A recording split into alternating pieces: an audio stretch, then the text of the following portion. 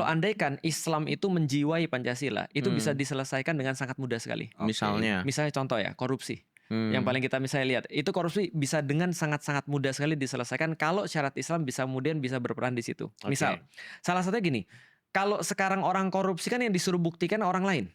Ya. Kalau di kita sederhana, kalau di dalam Islam sudah dipraktekkan di zamannya Umar bin Khattab, ada satu pejabat misalnya, dia sudah dapat gaji segini misalnya. Taruhlah gajinya misalnya 10 juta atau misalnya tunjangannya sekitar 10 juta per bulan. Andai kan tiba-tiba dia punya duit 2M atau punya properti atau aset yang nilainya lebih daripada itu pasti langsung disita. Setelah disita, sampai dia bisa buktiin itu dari mana. Kalau tidak bisa buktiin, itu selesai. Atau misalnya kita bicara tentang sistem hukum misalnya. Sistem hukum di Indonesia tuh super aneh. Karena sangat-sangat menunjukkan ketidakadilan. Harvey Muiz misalnya yang kemarin kena berapa? Akhirnya 1,5 tahun ya? 6 tahun. 6 tahun ya? Dan kita tahu 6 tahun tuh kan belum dipotong-potong kan?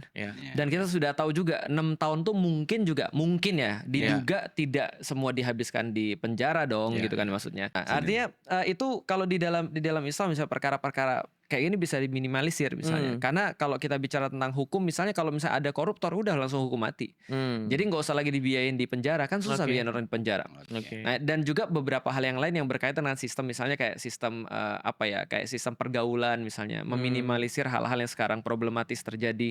Nah, artinya pikirku ya ketika Islam itu bisa diterapkan dalam kondisi yang benar-benar ideal ya, bukan dalam kondisi yang sekarang yang kita lihat Muslim itu bukan temen lu ya, Muslim keseluruhan itu tidak ideal gitu maksudnya. Nah, kalau diterapkan oleh oleh Muslim yang sekarang tidak ideal, aku paham banget sih kalau orang-orang pada takut.